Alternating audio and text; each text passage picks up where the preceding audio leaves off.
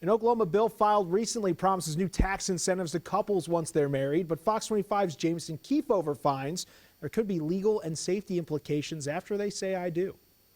Senate Bill 228, or the Covenant Marriage Act, is a bill introduced by Senator Dusty Deevers that claims to strengthen the institution of marriage and to promote religious freedom. The Oklahoma couple would sign a declaration of intent promising before God that they've received premarital counseling. And in return, the couple would receive a tax credit of up to $2,500.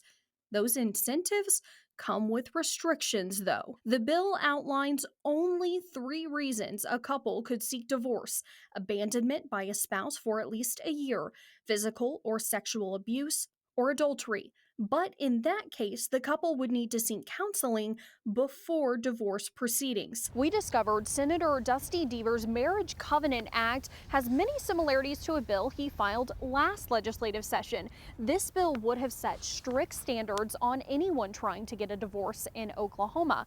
Now, that bill stalled out, but we're told by legal experts that this new bill would still have implications for anyone trying to get a divorce in Oklahoma. It really could slow down the process for everyone, not just for folks who are opting into this covenant marriage option. Katie Dilks is the executive director of the Oklahoma Access to Justice Foundation, a nonprofit that, through a study last August, found access to divorce is already restricted for Oklahomans. The foundation's research found that increasing access to divorce would decrease domestic violence by 30%. We already have the highest rates of domestic violence in the country and some of the highest rates of women being murdered by their spouses. Out of every state, Oklahoma ranks highest for domestic violence, with an average of 114 domestic homicides every year.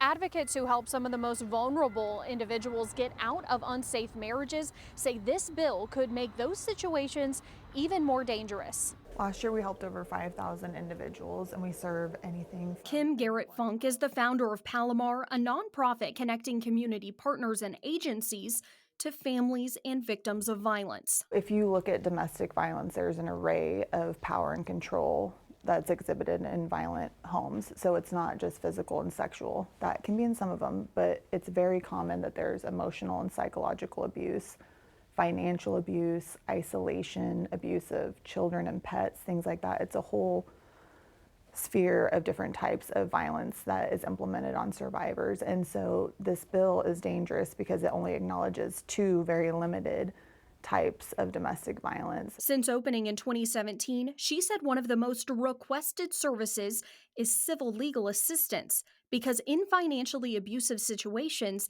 the victim can't access money to hire an attorney and fight in court to leave.